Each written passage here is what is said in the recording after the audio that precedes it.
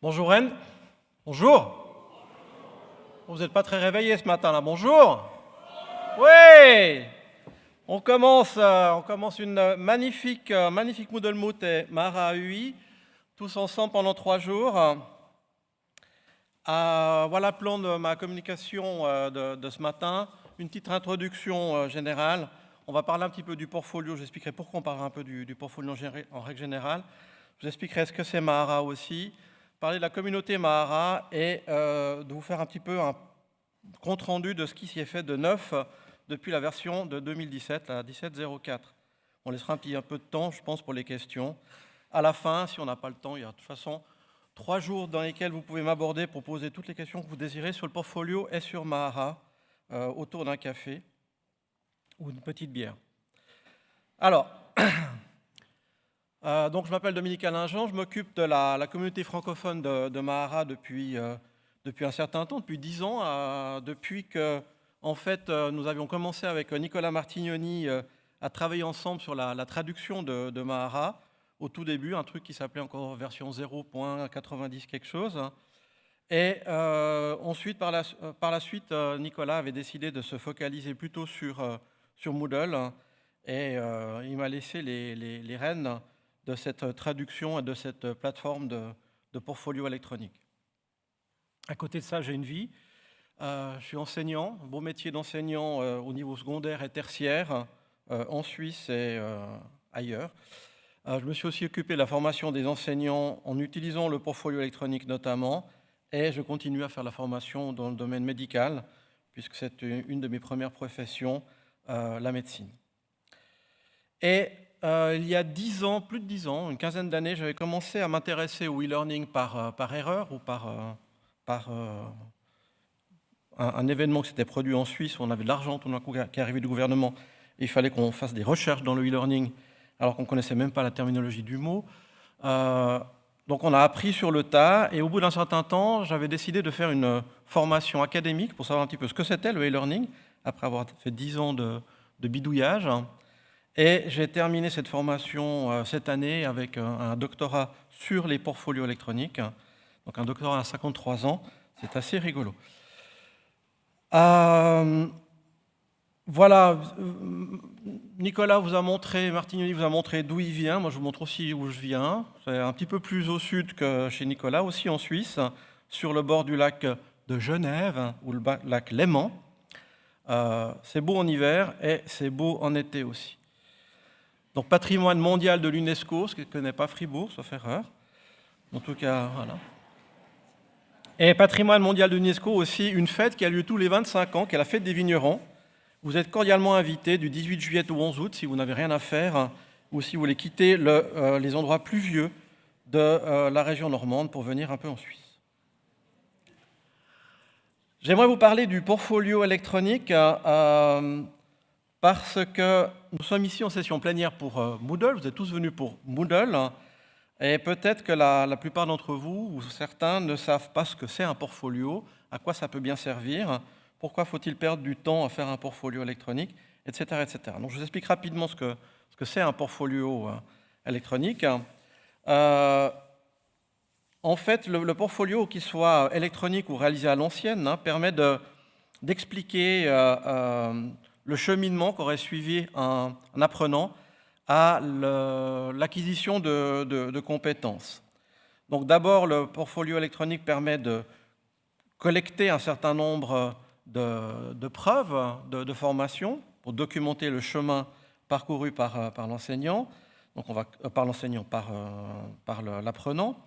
On va pouvoir mettre ces preuves en fait avec une pratique réflexive, on va pouvoir décider, expliquer pourquoi les éléments qu'on a choisis à mettre dans le portfolio, ils sont importants pour démontrer les compétences qu'on souhaite documenter et faire valider par la suite. Donc toute cette partie de réflexion, cette position méta dans laquelle on se place, pour ensuite pouvoir présenter son parcours, présenter les éléments qui viennent prouver les compétences que j'ai voulu atteindre et partager en fait ces présentations ensuite avec des pairs, avec des tuteurs ou le public, ou les superviseurs qui vont devoir valider les compétences que je dis avoir atteint à travers mon portfolio électronique.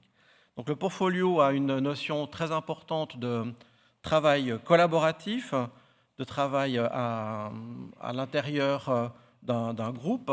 C'est une construction sociale, on pourrait pratiquement parler de socioconstructivisme selon Vygotsky et Leontev, et pas forcément les idées qu'on pourrait s'en faire à l'heure actuelle, vraiment le socioconstructivisme de base. Et ces différents éléments en fait, forment les différentes pratiques du portfolio électronique. Collecter, réflexionner, présenter et partager les informations que l'on met à disposition. Donc un portfolio, c'est à la fois un produit, donc c'est le processus, mais c'est aussi le produit, c'est ce qu'on produit à la fin du processus, qu'on va présenter. Et aussi on confond, ou on met dans le terme portfolio, aussi la plateforme qui est utilisée pour créer ce produit qui illustre le résultat du processus qu'on a mis en place. Le portfolio il peut être soit réalisé sur papier, mais depuis l'avènement de l'électronique, donc du numérique, on a passé sur des portfolios électroniques qui permettent de faire la même chose qu'auparavant, mais en plus permettent d'utiliser comme artefact, comme production, des éléments multimédia comme le son, l'image, la vidéo, et surtout facilite la communication avec les pairs et la collaboration autour du projet portfolio. Si on va regarder dans l'histoire, en fait, le concept de portfolio est très ancien. On peut le mettre au début du XXe siècle avec le développement des courants de pensée des médecins pédagogues, comme Decroly, Steiner, etc. Toutes ces personnes-là ont eu l'idée de demander aux étudiants de produire un livre. Steiner a appelé ça le Grünheft, le petit livre vert. Chez Freinet, on a aussi ce genre de concept, de demander aux étudiants de sélectionner un certain nombre de chefs-d'œuvre, de documents qui démontrent l'acquisition de compétences qui étaient visées par la formation, par les étudiants.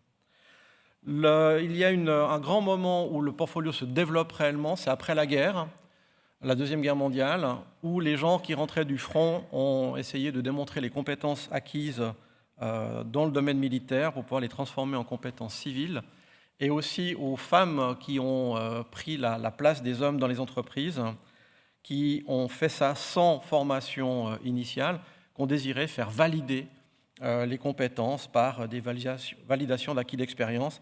Et le portfolio est venu aider justement ces personnes-là à démontrer les compétences qu'ils avaient atteintes.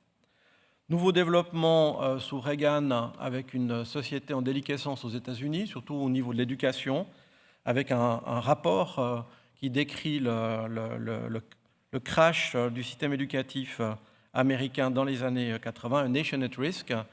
Et là, on propose que le portfolio devienne un outil d'évaluation plus intéressant, plus pertinent que les questionnaires à choix multiples ou les examens qui étaient faits auparavant. On passe l'an 2000 avec la numérisation. Là, on voit que le web permet de faire du portfolio électronique en utilisant des pages web. On a l'avènement de l'Europass au niveau européen pour le cadre européen des langues, qui développe le concept de portfolio pour démontrer des compétences langagières. Et une publication d'un gros bouquin de Stéphanie sur l'utilisation du portfolio, notamment en Australie et dans les pays anglo-saxons. Baumgartner, en Autriche, écrit un certain nombre d'ouvrages, et il est notamment à l'origine du taxonomie qui décrit les différents types de portfolios, qui peuvent être résumés à 6 grands types de portfolios, pour Baumgartner, et développe le concept de portfolio pour la formation, surtout des enseignants, au niveau des hautes écoles pédagogiques en Autriche. Plus proche de nous et de vous, le livre blanc sur le portfolio, publié en 2014, sous la houlette de Jean Euth, et d'autres auteurs avec lui. Le concept de portfolio, en fait, c'est intéressant de le voir au niveau géographique. Donc, il est parti d'Australie, avec, en fin de Deuxième Guerre mondiale, justement, la validation des acquis d'expérience des personnes qui revenaient du front.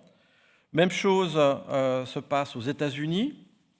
Et le portfolio migre ensuite, dans les années 50, au niveau des places d'apprentissage et l'apprentissage métier, où le portfolio permet de soutenir la validation des compétences acquises en formation.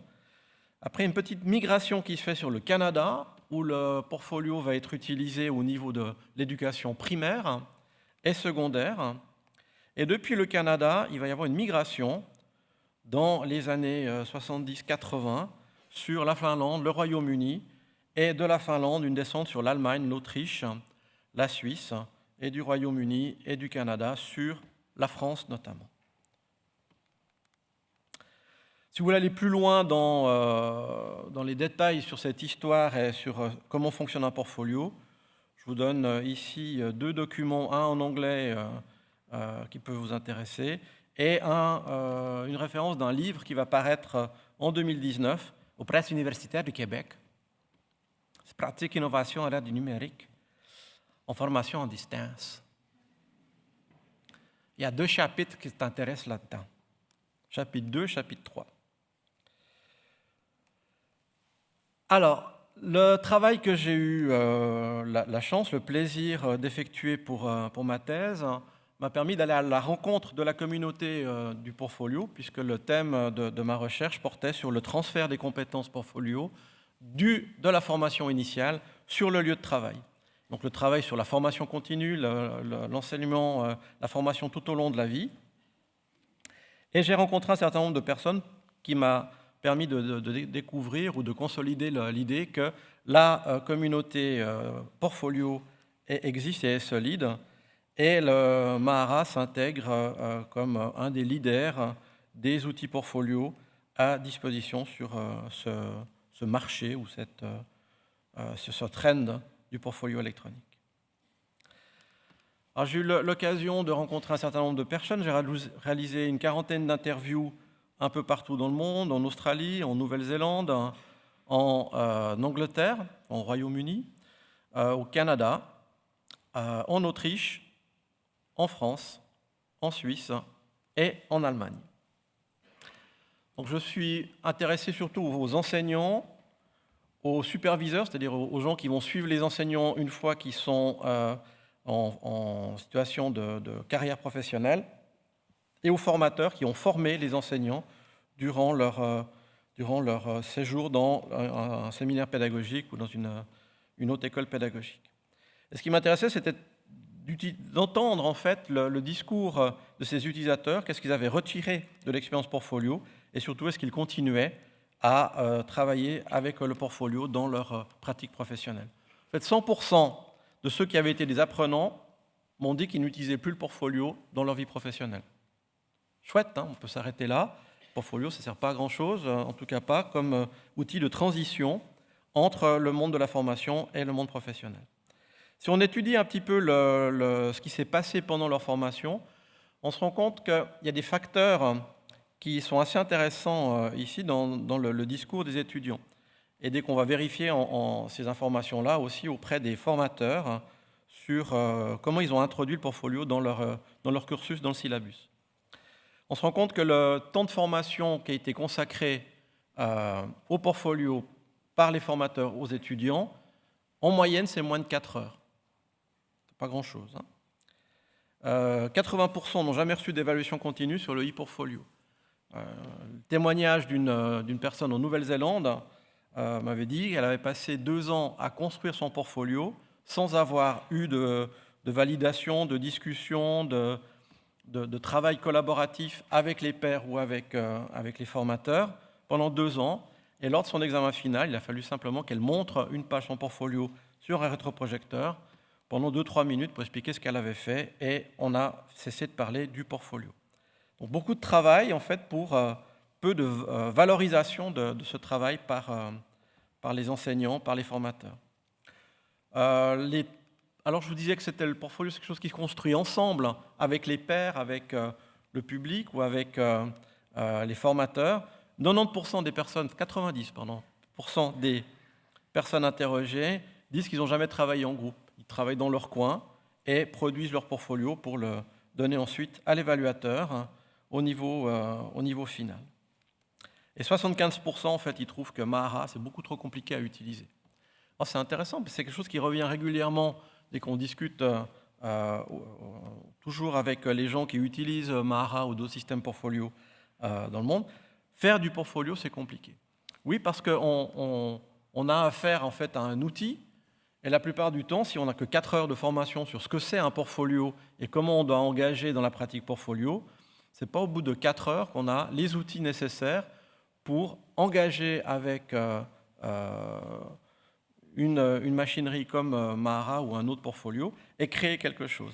Il y a tout un travail de mise en place des pratiques portfolio avant d'arriver réellement sur l'outil. L'outil, il est certainement un peu complexe, comme Moodle peut paraître assez complexe aussi à certains, mais dès qu'on a un but, en fait, cette complexité, elle disparaît là. Le modèle d'acceptation de la technologie, le TAM, le Technology Acceptance Model, montre que ce qui est le plus important, c'est d'avoir en fait un but pertinent à réaliser. Si l'interface n'est pas forcément facile à utiliser, ce n'est pas un frein à l'utilisation de la technologie. Alors, ce qui est intéressant de voir, c'est qu'il y a deux choses, un portfolio. Il y a des pratiques portfolio qui se mettent en place, ou qu'on doit mettre en place avec les étudiants, savoir collecter de l'information, quelle information collecter, pourquoi, comment lui donner du sens, comment communiquer, comment avoir une pratique réflexive sur ce qu'on est en train de faire, comment travailler en collaboration, et tout ça, ça se fait pour le portfolio, mais ça peut se faire dans d'autres situations de cours. Ce n'est pas forcément lié à une pratique de portfolio, mais ça devient des pratiques d'apprentissage qui vont être les fondements de la mise en place du portfolio électronique. Et une fois qu'on a bien intégré ces pratiques-là, on peut créer un portfolio, par exemple, pour présenter ce qu'on a fait pendant un travail d'été, évaluer quelque chose ou faire évaluer un travail en mi-parcours, ou faire un portfolio pour se présenter d'une manière un peu plus pertinente que le CV à la recherche d'un travail, ou alors organiser sa formation continue et commenter sur la formation continue qu'on effectue en entreprise. Une fois que le portfolio, en fait, et il faut accepter ceci, une fois que le portfolio a atteint son but, c'est-à-dire qu'il a permis à montrer qu'on avait une compétence et qu'on va valider cette compétence-là, le portfolio peut très bien disparaître. Il faut accepter qu'il meure. Mais ce qui est intéressant, c'est que les productions, les éléments que vous avez mis dedans, en fait, c'est comme des briques Lego. Elles vont rester dans le répertoire du portfolio. Elles vont servir à recréer d'autres portfolios pour démontrer de nouvelles compétences ou démontrer d'autres choses sur son cursus, sur l'évolution de son parcours de formation, d'apprentissage tout au long de la vie. En fait, on se rend compte que 87%, 87% des enseignants continuent d'utiliser les pratiques apprises lors du développement du e-portfolio. Qui c'est qui a vu passer le mouton? Ah, il y en a qui ne dorment pas, c'est bien.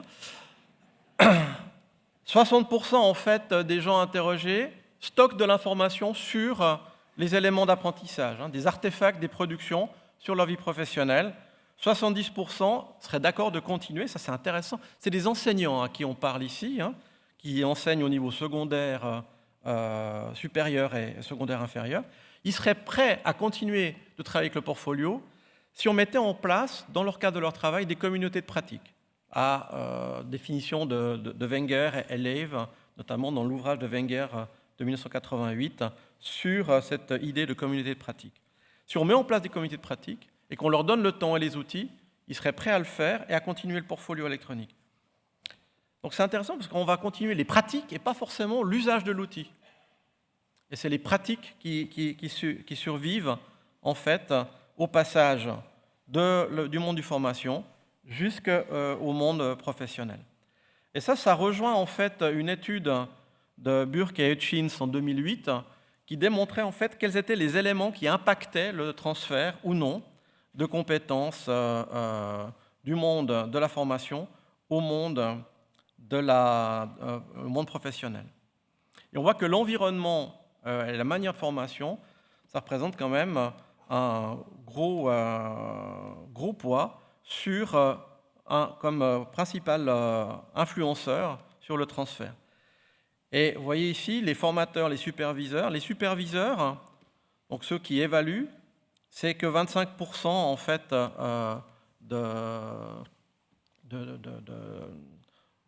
d'impact, la manière dont ils travaillent, la manière dont ils sont, n'a qu'un impact minimal sur le transfert. Les pairs, 1%, parce que la plupart du temps on ne travaille pas avec les pairs, donc on s'en fiche un petit peu. Et l'organisation, dès qu'on a un but, de toute façon, quelle que soit l'organisation ou les outils qu'on a à disposition, on va aller sur le but. En fait, le portfolio électronique comme Mahara, il vient dans une écologie dans laquelle on va retrouver des LMS comme Moodle pour tout ce qui est les activités de cours, l'apprentissage formel des compétences. Et ces cours sont en fait pilotés par les enseignants et pas forcément par les apprenants. Dans le portfolio, dans Mahara, on est en fait au suivi de l'apprentissage, à la fois de toutes les compétences formelles et informelles, tout ce qu'on apprend en dehors de l'université ou des institutions. Et on a cet axe de collaboration entre le LMS et Mahara qui permettent donc d'échanger de l'un à l'autre et venir stocker les résultats finaux dans le portfolio pour pouvoir les présenter et obtenir à la fin une validation des compétences. Et ces validations de compétences peuvent ensuite, lorsque le portfolio disparaît, être stockées sous forme d'un badge qui va valider, en fait, qui restera l'élément de validation du portfolio. Donc on aurait cette écologie-là où Moodle et Mahara communiquent ensemble et Mahara permet la présentation du parcours de formation. Et à la fin, le badge va être le seul élément qui va survivre au portfolio, comme vous n'avez qu'un certificat maintenant, un diplôme, un master, un papier qui atteste que vous avez reçu 50 kilos de polycopiés sur lesquels vous avez travaillé, vous avez fait 15 tests, vous avez obtenu la moyenne à chacun des tests et vous avez passé un examen à la fin de votre formation. C'est juste un papier. Et bien là, vous avez dans un portfolio, par exemple, un badge qui atteste de la réussite ou de l'acquisition des compétences que vous aviez visées. Donc on peut très bien voir des portfolios disparaître. On peut très bien ensuite décider de remplacer des portfolios par des badges qu'on va stocker dans des sacs à badges pour les présenter par la suite et les garder comme élément de mémoire en fait, de ce qu'on a fait. Cet élément de mémoire peut être stocké dans un grand livre, ce qu'on appelle le ledger, dans une blockchain pour être sûr que le badge est infalsifiable. Et ce badge peut venir remplacer justement des diplômes ou des certificats qui attestent de l'acquisition des compétences visées par l'apprenant. Parlons un petit peu de Mahara pour terminer. Donc Mahara a 10 ans, je vous disais, 10 ans l'année passée, 2008. Cet outil vous permet donc d'avoir dans un seul environnement des forums pour réfléchir et discuter, créer des pages pour présenter les éléments que vous avez collectés sur vos apprentissages, stocker des artefacts, utiliser des mots-clés pour lier les artefacts les uns avec les autres, les transformer en produits, en preuves d'apprentissage, et puis un système d'import-export qui vous permet de repartir avec votre portfolio électronique quand vous quittez l'institution, avec un format qui est standard, qui s'appelle LIP2A, qui permet de passer d'un portfolio à un autre, d'un employeur à un autre, à chaque fois que le travail le demande. Voilà pour vous expliquer brièvement ce que c'est le portfolio électronique. Maintenant, je m'adresse pour terminer aux personnes qui utilisent déjà Mahara, qui utilisent déjà le portfolio. Nous, on s'était vu la dernière fois en 2017, on était à Lyon, et depuis lors, un certain nombre de nouveautés dans Mahara méritent qu'on les signale dans le développement du logiciel. Je vous ai mis ici en bleu les éléments importants.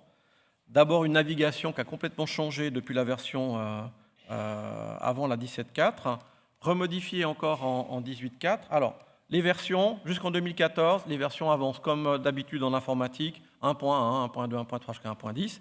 Et en 2015, la société qui développe Mahara a décidé d'utiliser le système qu'on qu'on utilise dans le milieu Unix, de mettre l'année, les deux chiffres de l'année séparés par un point avec les deux chiffres du mois dans lequel est publiée la nouvelle release.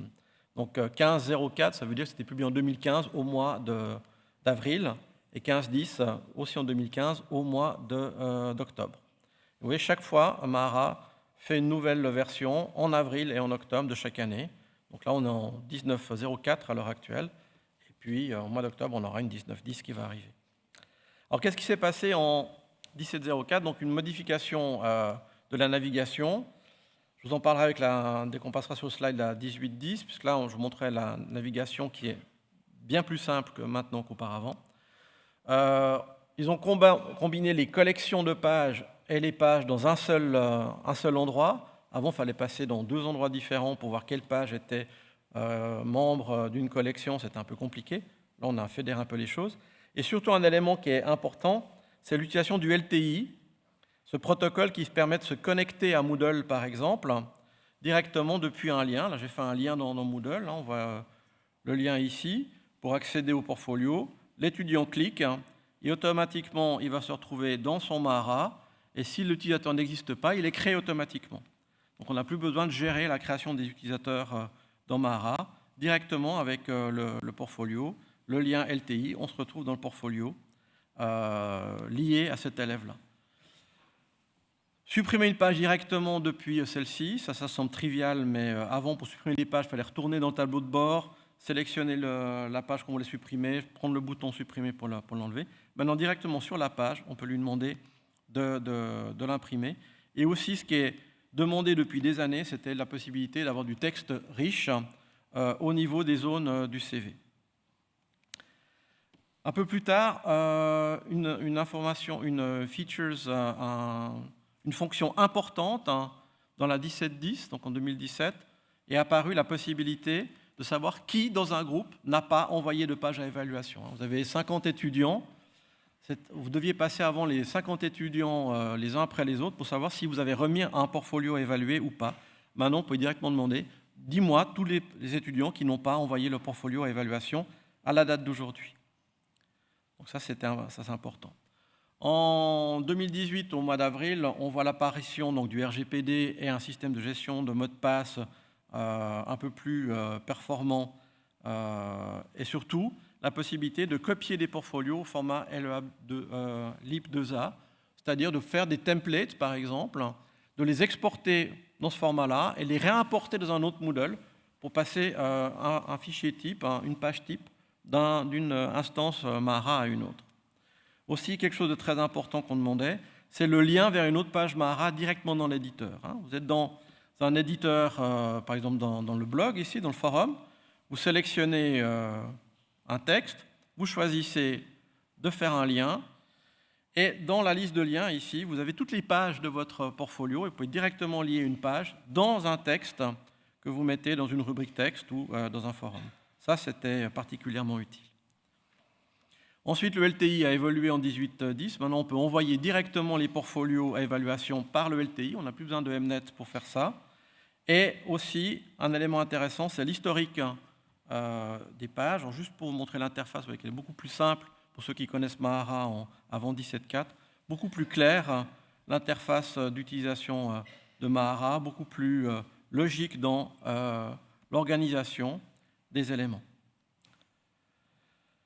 La soumission par LTI, l'historique d'une page, ça c'est aussi assez important. Vous voulez voir comment un étudiant il a évolué dans son portfolio. Maintenant, avec l'historique, on peut enregistrer dans une page, de dire enregistrer dans la chronologie, et ensuite de demander de voir dans la chronologie qu'est-ce qui s'est passé. Par exemple, là ce matin, j'ai un premier élément de page, j'ai enregistré. Ensuite, j'ai fait des modifications. Je peux voir dans ma chronologie que tout d'un coup, l'évaluation par les pairs est apparue dans la colonne du centre. J'avance un petit peu et j'ai une image qui apparaît, et puis le nom du blog, il a changé, il est devenu « Bienvenue sur mon blog ». Et je peux me balader dans ce timeline pour aller retrouver le portfolio en l'état de la date telle et telle. Donc on voit bien comment l'apprenant ou comment moi, je mets en place mon portfolio électronique à travers le temps. Et l'évaluation pour les pairs, donc c'est aussi nouveau, permet aux pairs d'évaluer votre travail. 1904, deux choses importantes sont apparues. L'éditeur de référentiels de compétences. Jusqu'alors, ceux qui ont édité des référentiels de compétences dans Mahara, vous avez vu qu'il fallait tout faire en fichier XML. C'était très compliqué, malgré une bonne documentation, mais très complexe quand même. Il y a des tas de possibilités de faire des erreurs et que ça ne marche pas. Maintenant, on a un éditeur intégré dans Mahara qui permet d'éditer les référentiels de compétences et les créer, les dupliquer, les modifier directement dans Mahara. Et on voit apparaître une nouvelle fonctionnalité qui était déjà là il y a très longtemps, la version 1.15 Software de Mahara, où quelqu'un avait décidé de développer un Mahara spécial qui permettait de faire du wall garden, qui permettait de mettre une institution complètement séparée des autres institutions, comme si vous aviez sur un Mahara plusieurs Mahara pour différentes sections de votre université, par exemple, qui travaillent de manière complètement isolée. Eh bien, on retrouve maintenant dans la 1904, enfin, cet système d'isolation des institutions, donc d'avoir un Mahara qui peut gérer plusieurs institutions qui sont complètement indépendantes les unes des autres. Pour la 1910, voilà, c'est de la science-fiction, puisque le système, le business model de Mahara est complètement différent de celui de Moodle. Moodle, il est basé sur la communauté, c'est la communauté qui donne l'impact, qui donne l'impulsion pour le développement de nouvelles fonctionnalités. Chez Mahara, Catalyst fonctionne sur le financement. C'est-à-dire, si vous avez une bonne idée et vous voulez la financer, les développeurs sont à disposition chez Catalyst pour développer vos idées, mais il n'y a pas forcément un développement par la communauté. Donc c'est difficile de savoir où on va. Deux choses que je peux vous dire, c'est que l'université de Canberra a décidé de continuer le financement de Smart Evidence, donc le module de compétences, et une université en Angleterre a mis un peu d'argent pour développer encore le système de template, de page type, pour que ce soit beaucoup plus simple à gérer les pages types dans Mahara. Voilà ce que je voulais vous dire ce matin en 35 minutes. Merci de votre attention.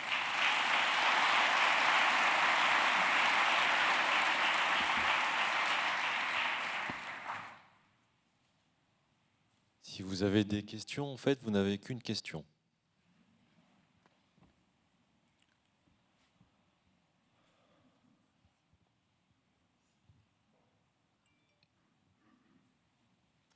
Bonjour, j'ai juste une petite question suite à ce que vous venez de dire à la fin pour la 19.4. C'est ça la 19 Oui. 19. En fait, vous parlez d'un éditeur de référentiel de compétences. Je voulais savoir quel était le lien avec Moodle, parce qu'il y a aussi des compétences référencées dans Moodle. Est-ce qu'il y a un lien entre les deux? Est-ce qu'il faut le copier des deux côtés, ou est-ce qu'il y a un lien entre les deux? Alors j'étais sûr que cette question allait venir. Je réfléchissais dans le train en venant. C'est pour ça que j'ai préparé la réponse. Donc c'est deux systèmes différents. Mais comme le système de Mahara est écrit en XML, on pourrait très bien imaginer de développer une petite moulinette qui permet de passer de l'un à l'autre. Il faudrait qu'un développeur s'amuse à faire ça. Mais en l'état, il n'y a pas de communication entre les compétences de Moodle et de Mahara. Pour l'instant.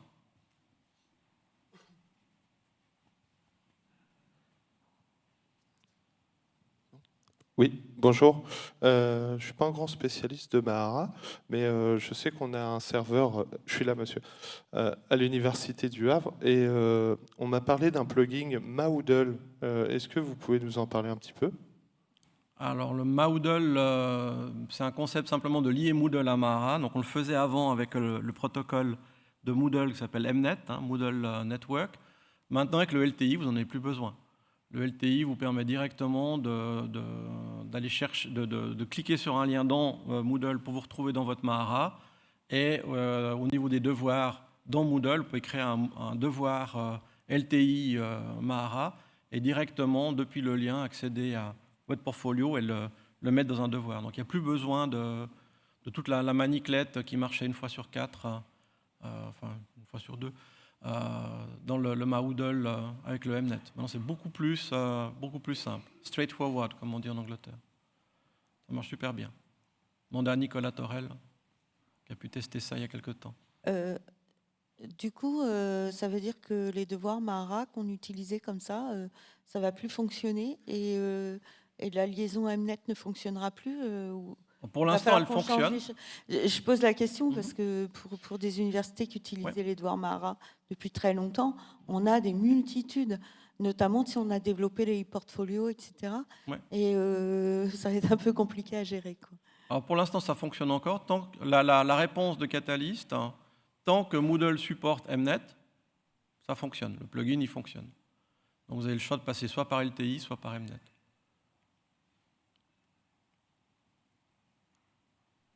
Ça répond à votre question?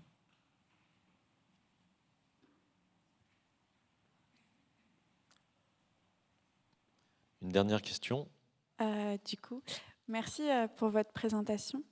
Je me demandais si, du coup, ça pouvait être lié avec d'autres outils type LinkedIn et si vous aviez les projets de développer ce genre de choses, puisque ensuite les compétences peuvent être utilisées directement avec un site qui est beaucoup utilisé en général.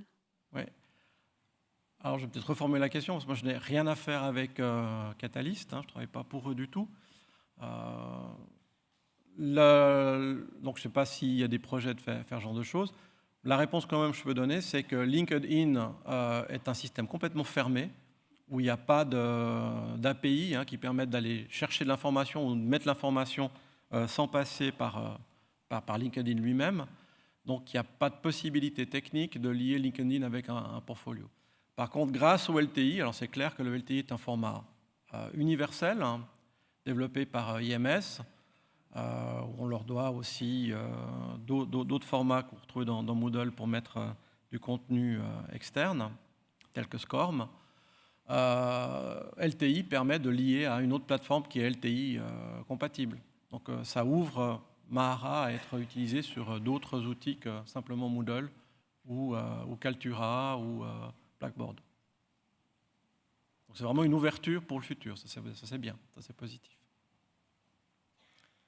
Voilà, si vous avez d'autres questions, il suffit simplement de m'offrir un café et puis on peut en discuter. Donc, merci à vous, bonne suite. Au revoir Rennes.